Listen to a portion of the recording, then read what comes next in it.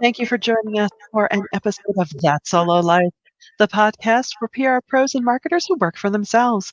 I am Michelle Kane, and I am here as ever with my wonderful co host, Karen Swim. And today we are joined by a guest. We are thrilled to have Vernon Brown. He is one of the top happiness coaches in America. His focus is exploring the endless possibilities as to why entrepreneurs and executives feel stuck and unhappy. Vernon uses his intuitive gift of empathy, his charismatic personality, and knowledge from his studies in psychology to help clients set past emotions aside and implement life changing lessons. Vernon has made his path from cover model to personal trainer to CEO, and his mission is to share that happiness is a gift and it's a tool that we were shown during childhood, but we forgot it as we got older. Isn't that the truth sometimes? He is going to help us remember that happy is the way. Welcome, Vernon. Just how to be happy again. Michelle, you made me happy. You sound like the best Audible book ever. Great job with your impression. If you're listening Audible, I'm available. First topic is season opportunities. Yeah, right? Well, we're Vernon, so glad. I'm so happy, honestly, to, no pun intended, that you're here today, because I feel like you are the perfect person at this time of the year, at this season where we are, in the pandemic, rounding out year 2, heading into year 3. There's a lot of fatigue. There's a lot of anxiety about what's next. And, with all of the layers of trying to plan through an ever shifting landscape, I feel like this is perfect as we think about 2022 and really sort of set our intentions. I'm so glad that you're here and can help us to really find our way and get us on the right track. So thank you so much for joining us. I'm so appreciative. When we found out we can make this happen, I was like, let's go, because just like you said there, this is an interesting time of year for people, myself included. There's a lot of changes, obviously with the season, but also what you mentioned, like with, the pandemic, with the what people call the Great Resignation, with so many people are stepping onto their dreams. It's a lot of shifts going on. It's causing a lot of turmoil, to say the least. Yeah. One of the things that struck me was when you talk about the stuck and unhappy syndrome. What are you, speaking of the Great Resignation, what are you currently seeing out there among solo business owners and entrepreneurs, and, how can they get unstuck? Michelle, this is a world-class question. And I say that because I'm seeing a lot of whispers become yells. And let me explain when I say that. A lot of persons, where you are in your respective career, thought and kind of said, man, I can't wait to do something else. Or, man, if I just had some more time. But you kind of whispered it. It kind of became a silent thought. And you kind of siloed yourself away. But now, with so many changes out there, people are recognizing like the absolute hit you in the mouth truth of, I don't know if my job is going to be there. Or one, do I even want to go back to my job? So we start talking a little louder. In many cases, I see some people and persons are just taking that leap. And that's one huge thing that I'm seeing out there right now, which is fantastic. But, the kind of scary, I wouldn't say scary, but I would say more of the unfortunate and, slightly disappointing side is I think people were sold a false bill of goods about entrepreneurship in many cases, which leaves people kind of stuck because, one, you feel like as though you're alone. You feel like no one can identify with your problem, which kind of goes back to that alone feeling. But number 3 is if you are, and I've seen this a lot, if you're in the entrepreneurial space and you're stepping out there and you have persons who aren't involved in the entrepreneurial space, it's the lack of relatability. So I'm seeing a huge thing with isolation. I'm giving different scenarios, but it all relates back to isolation. I see so much of that right now, which isn't a good thing, because when energy gets low, we tend to isolate ourselves, which can kind of get into our own heads. We can get bizarre thoughts or different thoughts. Oh, that never happens. Yeah. Well played, Karen. Well played. What? In my own head too much, Karen? That never happens to us, right? Yeah. I love that you really speak to the false bill of goods, because you're absolutely right. The Great Resignation is something that there was this trend that was bubbling up beneath the surface for a long time with, traditional work really needing to change. And it got accelerated with the pandemic, where all of these things converge, where people really were forced into I think, reconnecting with who they were, because we had that time in that space where there was nothing else to do except really start to look at your life. We spent a period of time where we were completely locked down. There was nothing, there were no distractions. And people started to realize that they could work differently, that they could live differently. And they started to really prioritize their whole health, mental health, physical health, and really, it kind of caused a big reflection, I think.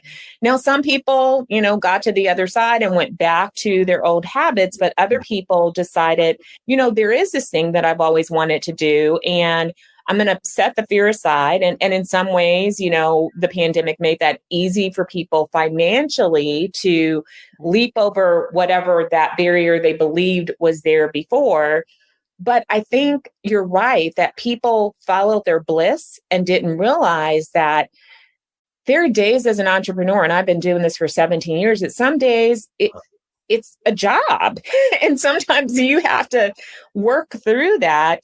But not only that, you really have to understand business, and you have to have a different mindset. You cannot come to be an entrepreneur and be successful and sustain your business and grow your business with an employee mindset. It definitely, you are stepping into a whole new role. And I think for some people who are all about the doing, we see the rise of the creator economy, and they're all about creating the content or creating the product, and they take such joy in that. But as an entrepreneur, the reality is that may not be your role in your business. Not if you really want to business and not just have a hobby that pays you. It's completely different. And sometimes I feel like I'm breaking hearts when I say that to new entrepreneurs. Like, don't get so enamored about, I love, PR, I love marketing. Because if you're really going to run a business, you're going to have to become a CEO. And that means your hands are not going to be in everything. And you're going to have to let go, and you're going to have to learn how to build a team, or at least build a team of contractors. Because if you only have a vision that's big enough for you to implement, it's going to be a harder road than if you open that up and allow other people in to support you. Karen, where were you at like 7 years ago? I needed you. Like what you just said is like, wow. It took me this long and so many years and frustration to get there, but you are so right. Yeah. I think, and I hope I'm not, stepping out of turn by speaking right now. No, go ahead. Yeah.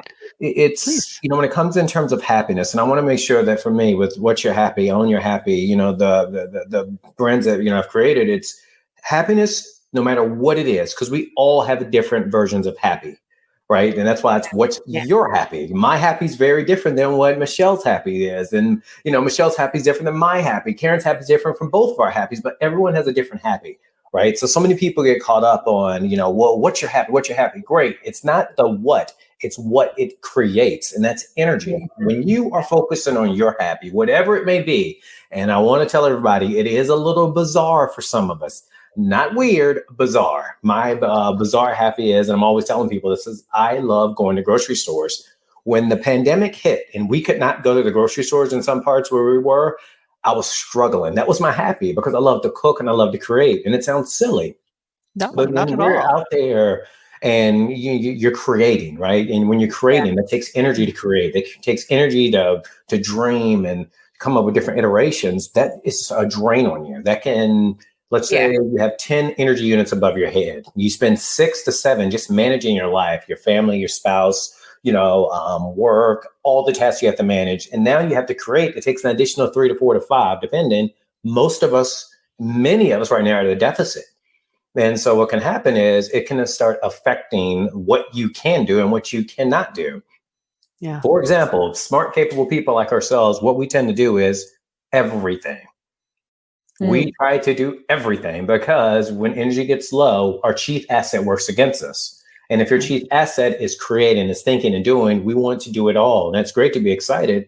But when you have energy, you can say, hey, wait a minute. Like you were saying, Karen, I am in charge of XXX. This isn't my department to be doing this. And I think some of us can, really, we all need that wake up check, that wake up call, and that kind of reality check that, whoa, this is a business. And if there's one thing that I see many people doing, and many, people over the years of doing, is remember that this is a business. I love what I do. I have a great time. There are some aspects that I don't like. I don't do those things. I don't. Yeah. But it's a business.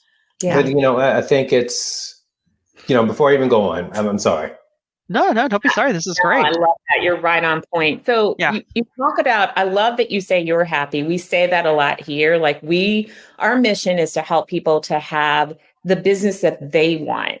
And that's different. It's going to look different for everybody. We all went into business for different reasons, but whatever those reasons were for you, whether it was flexibility, freedom, whatever, then we want you to achieve that. But some people may be sitting there going, how do I find the happy? So what are your tips for doing that work to get there? Yeah.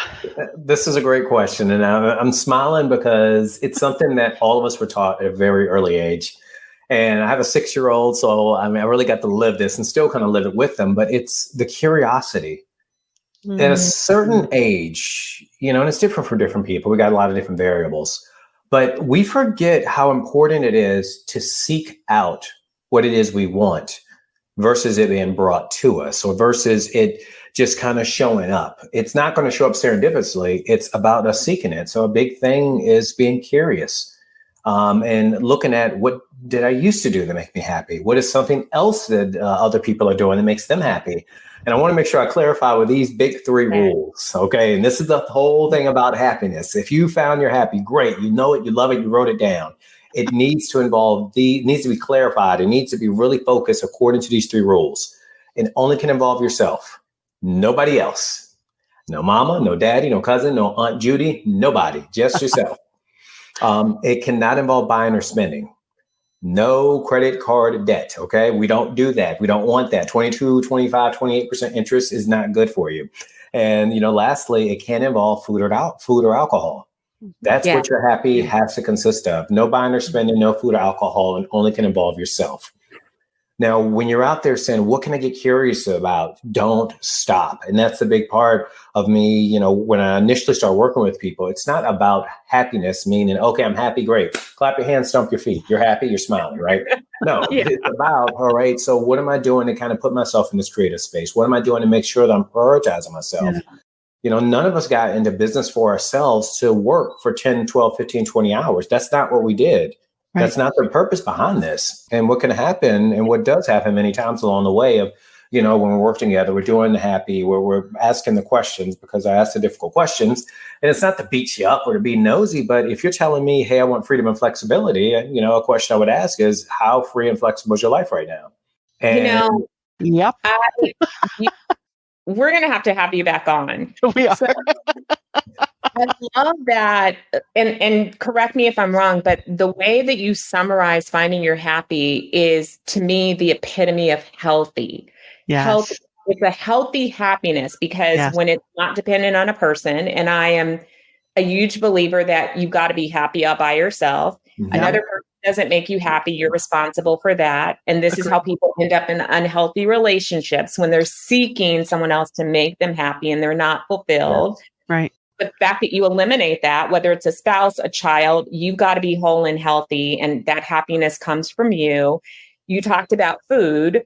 This is how we get into unhealthy relationships with food. When we make that thing more than it is, it's just fuel for our body. And it's fine that we can enjoy certain things and certain cuisines and enjoy sharing meals with family, but food is not happiness. It's not sorrow. It's not joy. It has zero emotion. So I love that. And then you attacked alcohol, which, again, some people can turn to that, but they're really trying to drown something out. So I love that the way that you put that really just defines like true, real, healthy happiness. I love that.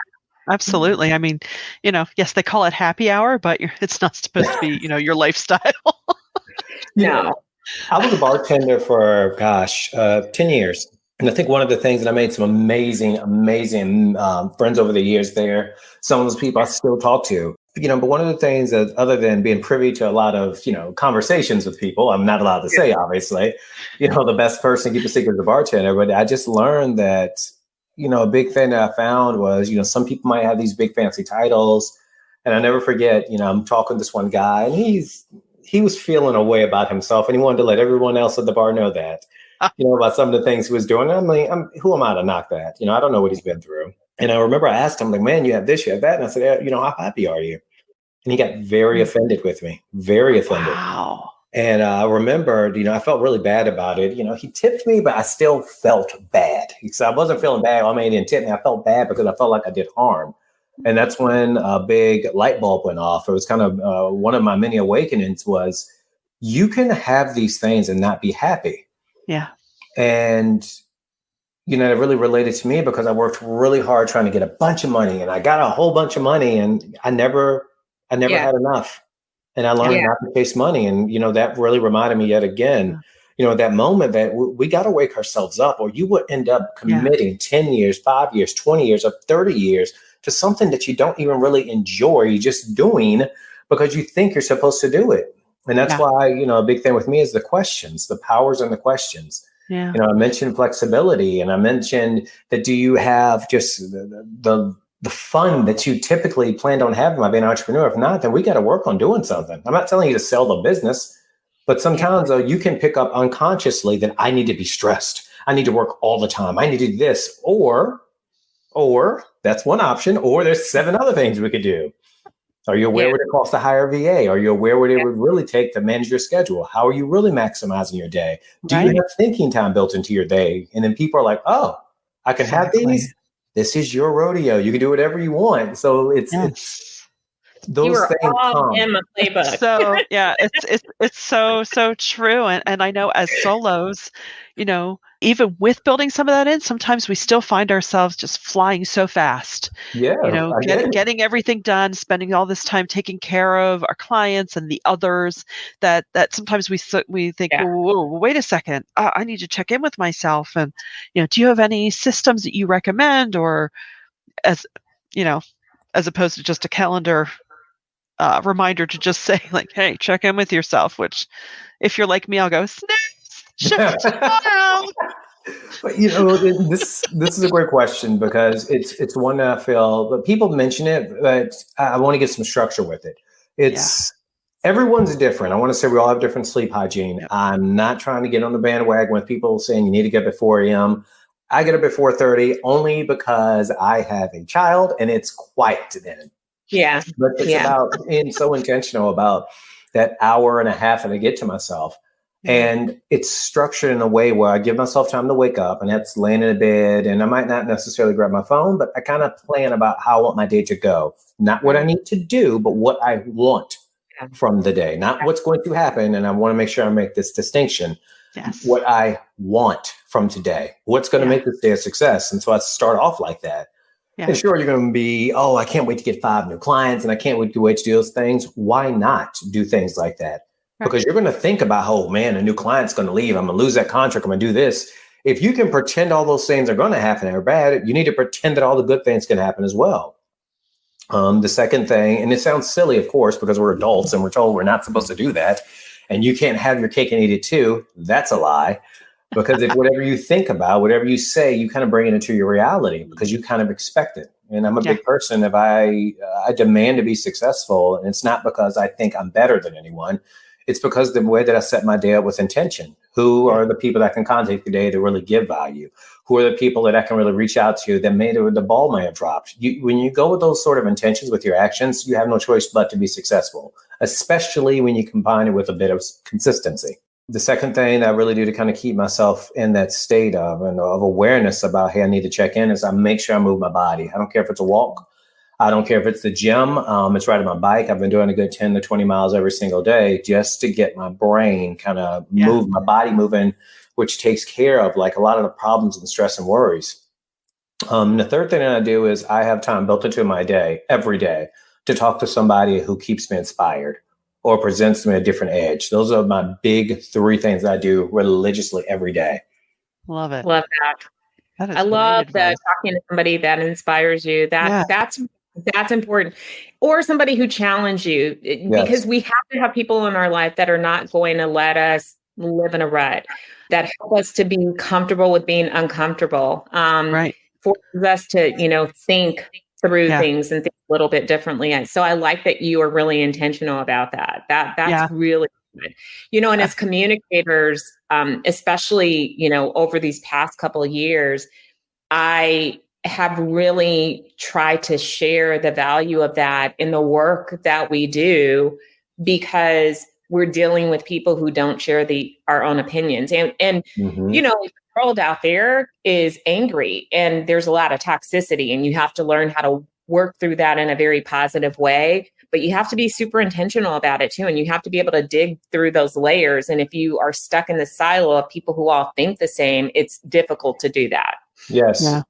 Yeah. Very true. Very true. Yeah. And I found even lately, since we've been going through this period of isolation, that, as someone who's more of an introvert, I'm okay with that on so many levels. But at the same time, you don't realize until you do go out to a gathering and you realize, oh, I really needed that. I didn't want to go, but I needed to do it. And, it sparks that, importance of doing that kind of thing. Like, all right, I've got to do that more because it's good for me. I'd love for you. I had an aha moment this week. I was having we go through these periods, and I'm like, geez, am I having like a quarter life crisis this week, where you're reflecting on stuff and you're feeling like just kind of not yourself, and you start to question things. And we can all get into that trap where we start to look at our lives through the lens of somebody else, whether it's the influence of social media. And so, I was thinking that I wasn't like doing X things. And I'm like, oh, I don't have a hobby, and I don't have this. And then I have this aha moment, like, but I am happy, and I laugh every day, and I'm really enjoying life. And this is my version of enjoying life. And it doesn't have to look like anybody else's. I get totally geeked out. I can go to the same park every day, and the leaves look different every day. And that brings me such joy. Like, I love that. I love, hanging outside with my dog. Like, that's okay. That makes me happy, just because I'm not in Aruba right now. And, other people are posting pictures. Stop. So I have to take a step back and go, what is wrong with you? You're good. So talk to us about that, because we have all of this coming at us, and how do you manage that? How do you manage to stay balanced? What are the tips for doing that and not getting caught up in comparisons? And I appreciate this on so many levels, because everybody does this. I don't care who you are. Everybody does this. I will walk by a Just for Men beard kit, and I'm like, oh man, but it happens, right? Yes. I'm being so serious there. But I can't grow facial hair to save my life, for the record. I look a little bizarre. You would not want me in a playground. But it's the thing about comparison is this: it gets a bad rap, but we do need comparison in small quantities, right? Because I have a background in art, and one big thing that we always had in art was a visual aid, and that's not for you to actually compare your life to and compare everything you're going to do and towards, but it's for you just to have a representation of what it could be. So as long as you just have a little bit of comparison, because otherwise, why would any of us go into business, right? Maybe when you saw Shark Tank and you saw Laura, or you saw Damon, or you saw Mark, and you're like, I don't want to be that. So you said, I want to be like that, or whatever inspired you. Yeah. But it's when it's social media, love it, hate it, whatever, you can, your opinions on it, you can't help but notice that they're smiling a lot more than me. Like her smile has 10 octaves. Like, how is that possible, right? Because you can just feel it. But it's just to sit back and appreciate the fact that other people are happy. Great.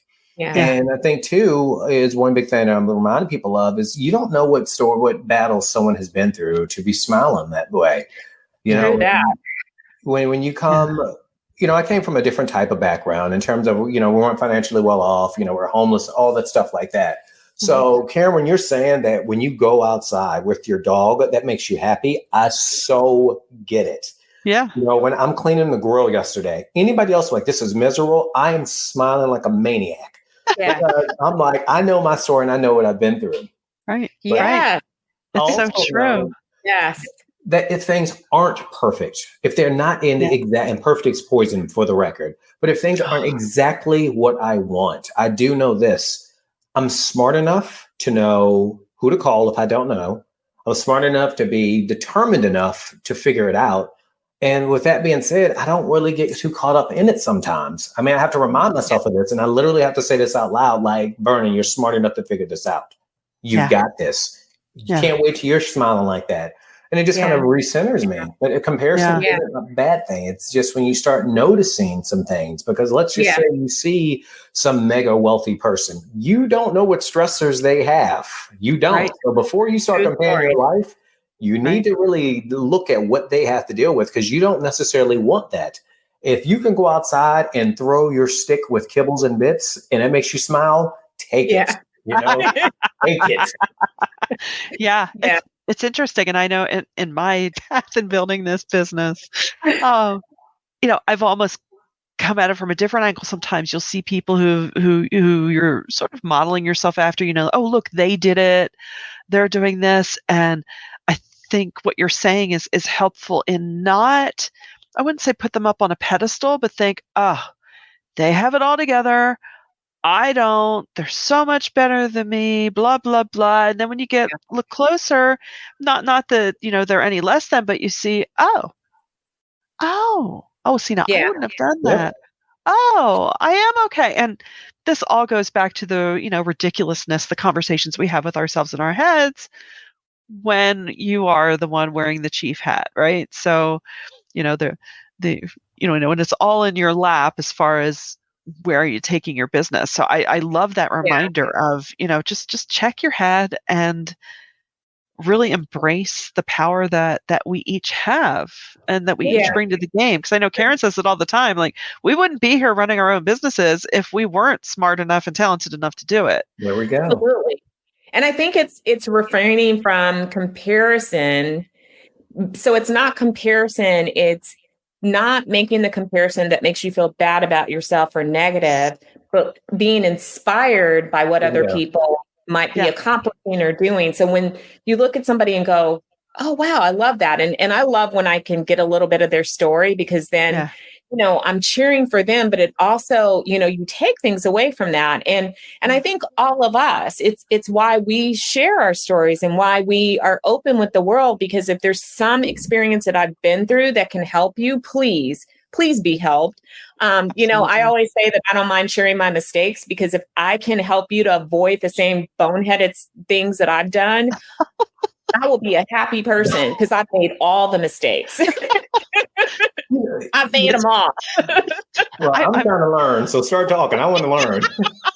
But you know, I look at people and persons wherever they are in life as more waypoints than comparisons. And I say this because it's like, I used to do a lot of 5Ks, 10Ks, and you know, a half marathon here and there. That's not to brag. I'm just talking for the reference of this analogy. But it's when you're running and you're like 10 miles in and you're like, I'm going to make these last 2 miles. And you see, and one of the big things, the strategy I've always used is find someone who's ahead of you and don't worry about anybody else, but find that one person. And if you are just running along and you're like, oh my gosh, and your head is going like, oh gosh, I don't know if I'm gonna make it. What was I thinking? I should just drive. This is stupid. And then you see someone. And if you look at them and then all of a sudden you start thinking these negative things, you start thinking, why am I not fast enough? You will notice your pace will start dwindling and it will start pulling you back. And I've done this time and time again. And I've just seen so many people when I can tell what they're thinking from running so much. But when you would sit back and say, left, right, and you just start matching their pace as an inspiration, as you start matching it as a waypoint. And then you were saying, Karen, and then, you know, Michelle, to your point, once you get a little bit closer, you're like, they're not that fast. They just got this. And it's not you making fun of them. Like, oh, they listen to Madonna. Oh, I get it. Next thing you know, you start running faster. Then they're behind. If, you know, kind of going with that, I'm not saying above, but it's just looking at people for waypoints. Like, man, I can't wait when I do that. I can't wait when I have my time. And that's what you look at, like, as I can't wait moments. So they're waypoints because we don't need anything else negative. That is a perfect comparison. I mean, I've run marathons and you're absolutely right. I can remember hearing my running coach's voice in my head saying one step at a time, just put one foot in front of the other. And for everybody out there, let me tell you, nothing will strengthen your mindset than running a big race. So God if bless you you're up both. for it, do it. Because especially when you're running a marathon, those last 6 miles can feel like 1,000 to go. And you really have to dig really deep. You find out who you are. But, somebody said something at a conference that really stuck out to me. It was a big Fortune 500, Fortune 200 companies. And I remember this one speaker, he was he was so manicured. It came across as too casual. And I'm like, this guy, he was just so just confident, which I could appreciate. But the way that he delivered was amazing to me. And it was incredibly relatable. And he said, there's no difference between me and anybody else in this audience. The only difference is this, though. When things got hard, we doubled down. And that stuck with me because think about like a marathon. Think about any time that you're at a spelling bee or you're doing anything that you're going to be measured by your level of success by when you complete or how you complete. Yeah. We all had the same start, but it's what you do in those moments when most people give up, when you're frustrated, the kids are driving you crazy, everything's going haywire, but you're like, I'm going to finish this. I'm going to do it. That's what makes it a success. Because once you get over that, once you turn that paper and once you finish that race, once you do whatever you needed to do, all of a sudden you realize it wasn't that bad anyway. Because everyone does that. Like, oh my God, I have to fix this dinner and Thanksgiving's coming and you're fixing this, and you're running around. And then you sit down and you're like, well, the mac and cheese really wasn't that hard to make. I just did it.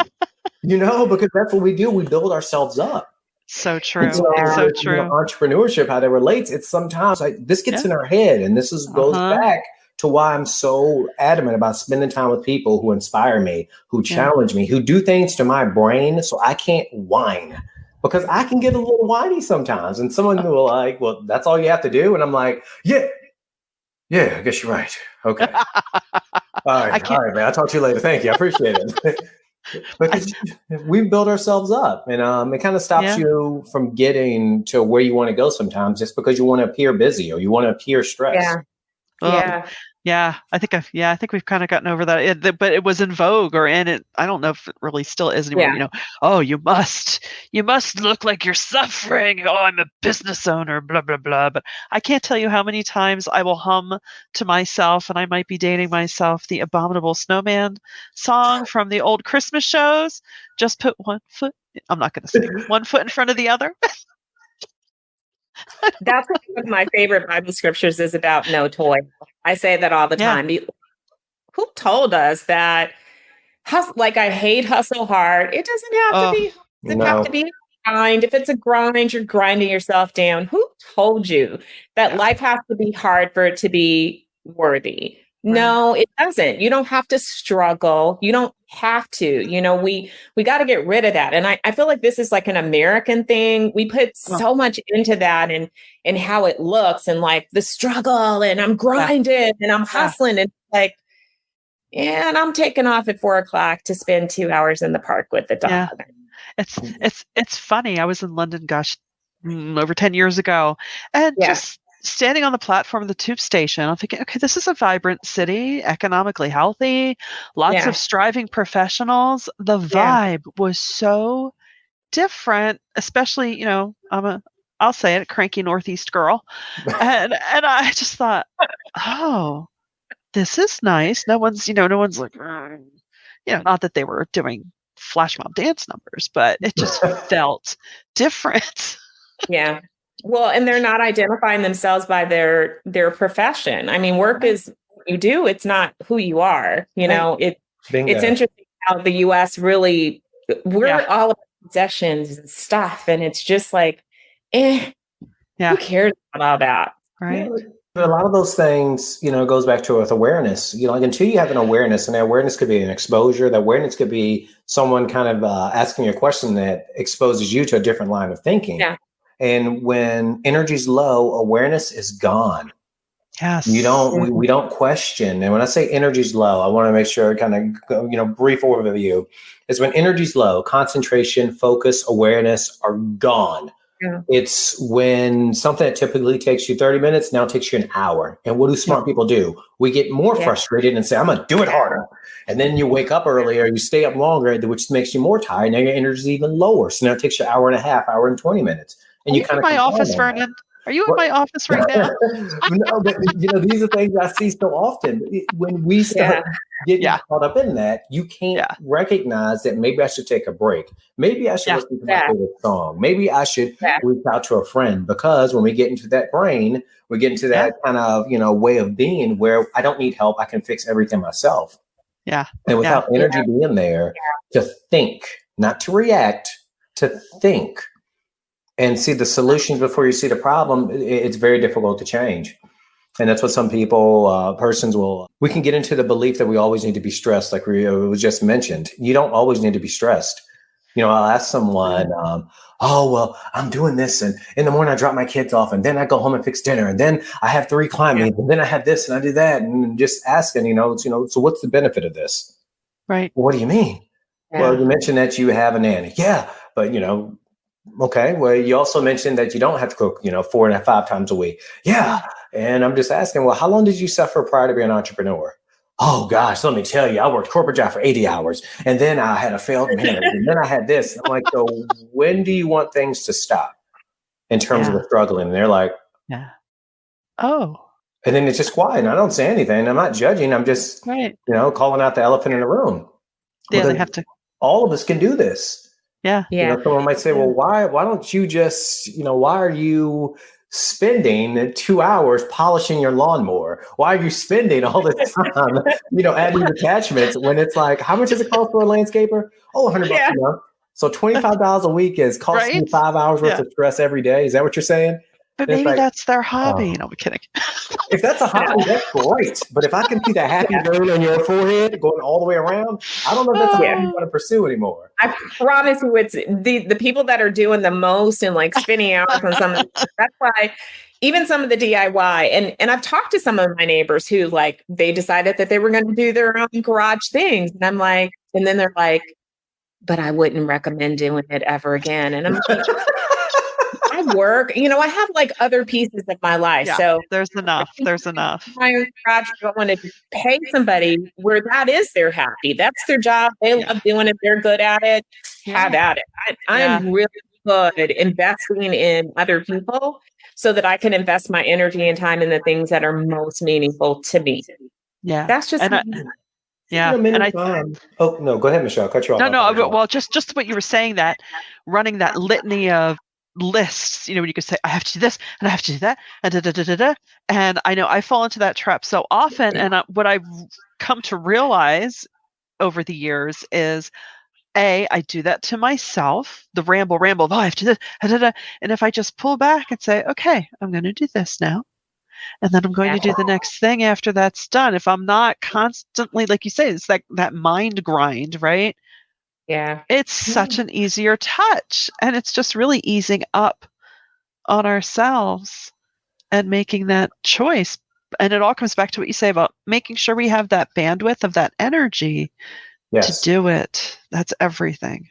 And this isn't for everybody. Aaron, I'll make this really brief. No, you're fine. This isn't for everybody. It's for some persons. This might be helpful. And I've run across some people, a new client, or whenever I do group coaching, and I'll talk with people, and I have to do this and I have to do this. And again, this isn't for everybody. I would just ask a person, because the questions are dependent on who's in front of me, because I can see where people get stuck. And I'll ask them, and I'll say, Mr. Client, Mrs. Client, and I'll say, what would you be doing if you weren't so busy? And then it's like, I don't know. And a big rule with me is you never tell me I don't know. That's an excuse for you not to think. And I'll say, well, if you did know, what would you do? Well, I'm not sure. Well, you haven't taken enough time to think about it. So let's take some time and think about it. And it's generally met with a lot of silence. Generally. Yeah. And then it's all of a sudden, it takes a few seconds, maybe a few minutes, might even take a couple of weeks. And then it was, Vernon asked me that question, and I've always just filled my time up. Well, what would you like to start filling out with things that make you happy? I don't know what I would do. And it's a long way of saying that sometimes we fill our time up because we think we're supposed to do that, because it's making us evade from what we could be doing, which we don't want to spend our time thinking about because it takes too much effort. You don't want to think about what you want to do for fun or what you want to do to enjoy yourself, but you want to think about what you want to do for stress. No. Yep. Yeah. Because that's the harder work, right? And sometimes we don't explore those dark corners of our mind or whatever we're running away from or trying to prove and trying to revert the tapes that were in our head. That's hard work. I mean, it is. But I think it's healthy to confront that. One of the things that exercise that I do frequently is I go through take the limits off of everything. What does your day look like? What do you want out of life? No limits. And then sometimes in those times, and it's always me and just me and being silent, I find myself editing. And I'm like, don't do that. Why are you doing that? Why are you editing your vision? You're editing it. Yes. Stop it. But it's a good exercise for me personally. And this just is me personally. It helps me to keep in check to not do that, and so I confront it because I don't want that to become the tape that runs in my head where I'm limiting myself or holding myself back because of these beliefs. So I challenge them on a regular basis because doing it once is not enough for me. I'm somebody that has to continually practice that and keep my mind open and make sure that I'm not falling into these bad habits. And again, it works for me, but I don't know if that's everybody's process. I think there's both great challenges to leave our audience with. I think just to ask ourselves that question, if we weren't, Vernon, because you are a wealth of wisdom, and this conversation has been so energizing. I'm so thankful for the work that you do. Michelle, before we go, we have to have Vernon tell people. That's right. How can we get a hold of you? Where can we find you? It's been a pleasure being here. I love the realness of your questions. So thank you. And I'm so appreciative of your time, your viewers' times, listeners' times as well. To find me, you can go to ownyourhappy.com. And it's happy with an I, HAPPI. And before you ask, why an I? Because you matter.